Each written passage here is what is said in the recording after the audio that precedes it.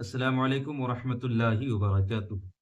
نقیب اجلاس کفیل انبر صاحب اور نعت خواں محمد علی فیضی، ان دونوں پر فتویٰ لگ گیا ہے، اور فتویٰ اس بات پر لگا ہے کہ ان دونوں نے صحابی رسول کاتب وحی حضرت امیر معاویہ رضی اللہ تعالی عنہ کی شان میں گستاخی کی ہے۔ جی ہاں، فتویٰ اسی پر ہے۔ بات دراصل کیا ہے کہ کفیل انبر صاحب نے ایک جلسے میں ایک شعر پڑھا تھا، جو کچھ اس طرح شعر تھا کہ عبادتوں کا سلیقہ نہیں خرید سکا، زمانہ میرا عقیدہ نہیں خرید سکا، امیر شام نے کوشش بہت کی لیکن علی کا چاہنے والا نہیں خرید سکا۔ اس شعر پر جب دوسرے شعر پر آپ نظر ڈالیں گے تو دوسرے شعر کے پہلا مصرع کہ امیر شام نے کوشش بہت کی لیکن علی کا چاہنے والا نہیں خرید سکا، دوسرے مصرے میں علی کا چاہنے والا نہیں خرید سکا۔ یہ تو اچھی بات ہے کہ لوگ اگر خریدنے کی کوشش کریں تو علی کا چاہنے والا نہیں خرید سکا، لیکن اس سے پہلے والا جو مصرع ہے کہ امیر شام نے کوشش کی بہت کی لیکن، اس مصرے میں امیر شام سے مراد کون ہے؟ اس بات کی وضاحت جو ہے کفیل انبر صاحب کو کرنی چاہیے، ان سے مطالبہ ہونا چاہیے کہ بھائی آپ نے یہاں امیر شام سے مراد کن کو لیا ہے؟ کیونکہ جب بھی بات امیر شام کو لے کر حضرت علی رضی اللہ تعالی عنہ کا کیا جاتا ہے، تب امیر شام سے ذہن کا تبادر حضرت امیر معاویہ رضی اللہ تعالی عنہ کی طرف ہوتا ہے۔ اور اگر ایسا ہے، اس شعر میں اگر امیر شام سے مراد حضرت امیر معاویہ کو لیا گیا ہے، تو پھر اس سے حضرت امیر معاویہ رضی اللہ تعالی عنہ کی شان میں بہت بڑی گستاخی ہے۔ اور یہ آج کل جلسوں میں بہت دنوں سے کئی سالوں سے ہوتا ہوا آ رہا ہے کہ حضرت علی رضی اللہ تعالی عنہ کو ڈھال بنا کر کے دوسرے صحابی کے شان میں گستاخی ہو رہی ہے۔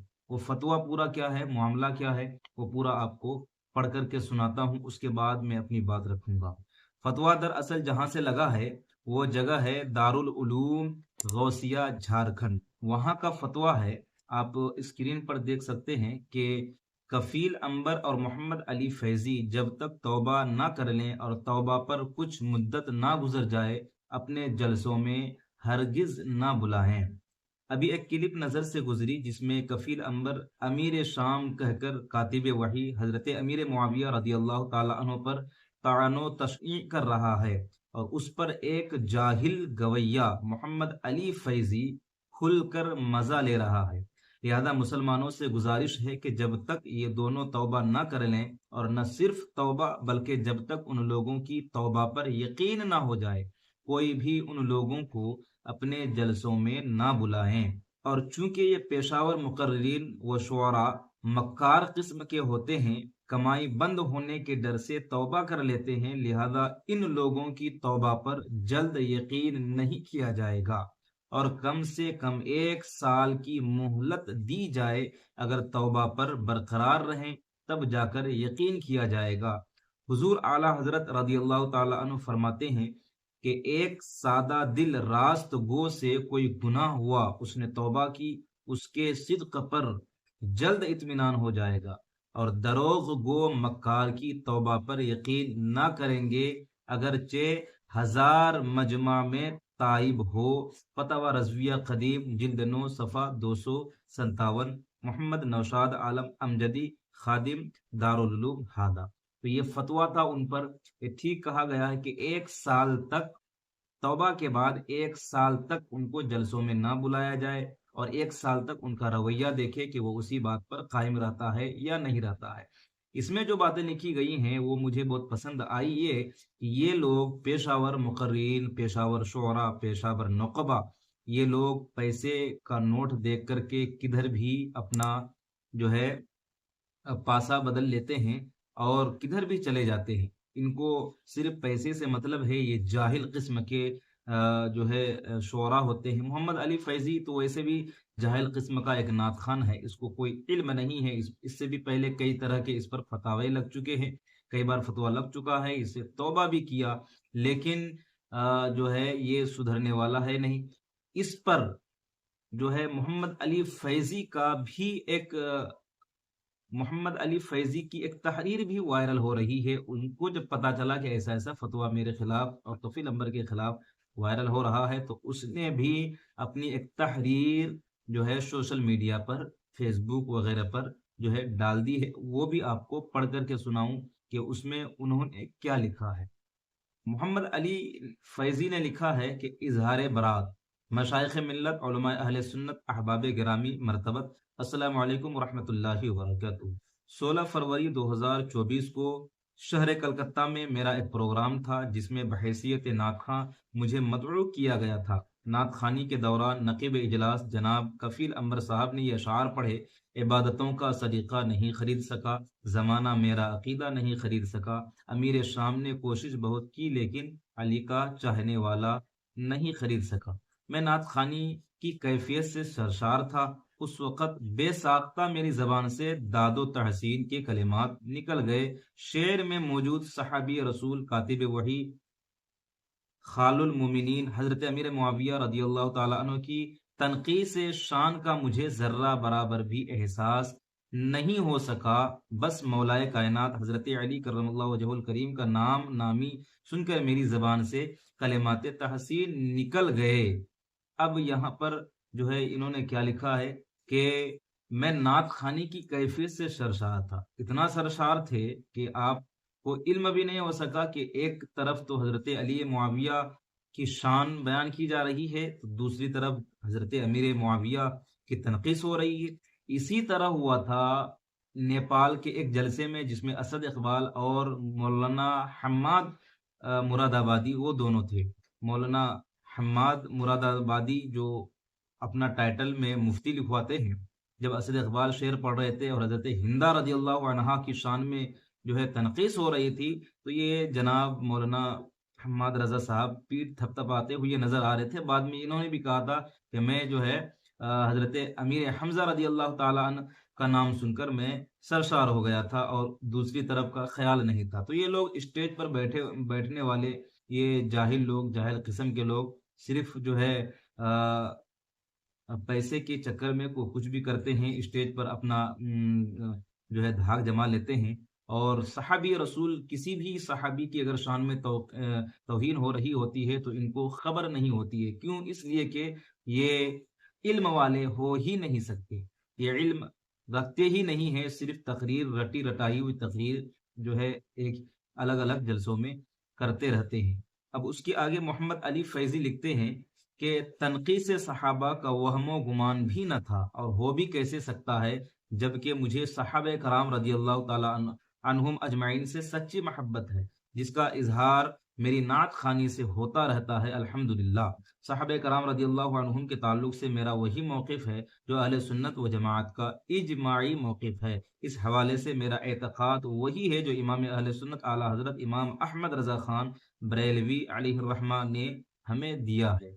भाई लेकिन आप तो मुताला तो करें ना, हमारा अकीदा क्या है, किन के बारे में क्या बोलना है, क्या कहा जा रहा है। कोई भी शेर अगर आपको समझ में नहीं आ रहा है तो बगैर समझे क्यों दादो तहसीन देना है। जब तक आपको कोई शेर या कोई बात मुकम्मल तौर पर समझ में ना आ जाए कि इसमें ऐसा तो नहीं कि एक तरफ अगर किसी सहाबी की शान बयान हो रही है तो दूसरी तरफ अगर किसी सहाबी की जो है तौहीन तो नहीं हो रही। पहले आप समझिए तब दादो तहसीन दीजिए। अकीदा तो आप तहरीर में वही बयान कर रहे हैं ताकि लोग आपका बायकाट ना करें।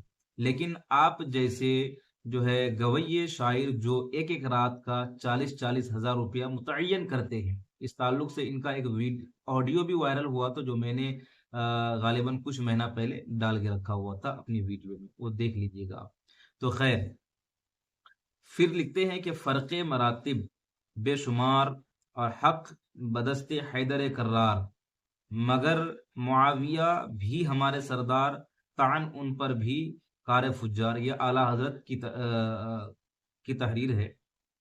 حسب عادت میں نے اخیر میں ان الفاظ میں توبہ بھی کی۔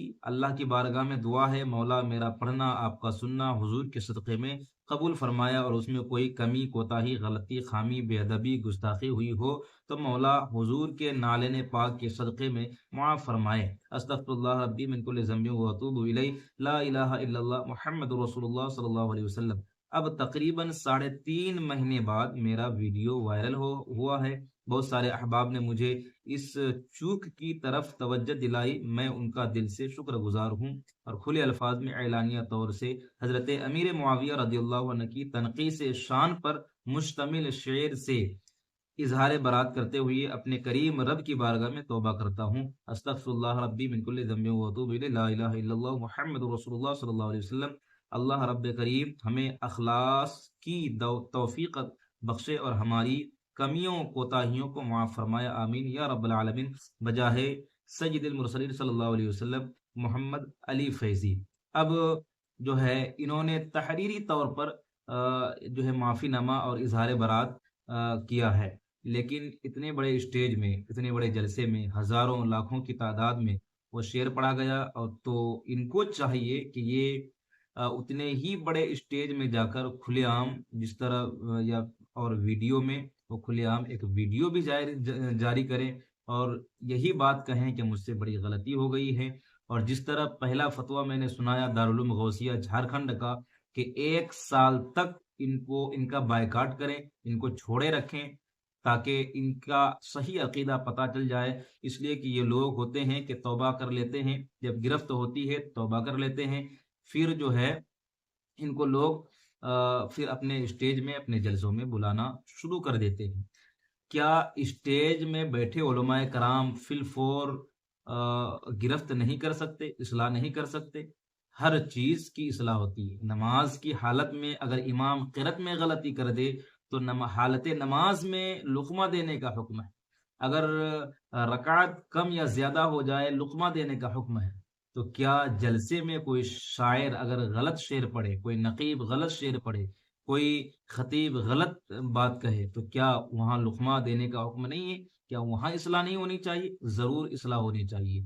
تو اسٹیج کے معیار کو گرائیے مت، اس کو اچھا کیجیے، جلسے کی قدر کیجیے، اور وہی بولیے وہی پڑھیے جو تحقیق ہو، جو متحقق ہو۔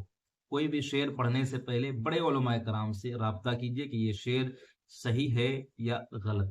خدا حافظ، السلام علیکم ورحمۃ اللہ وبرکاتہ۔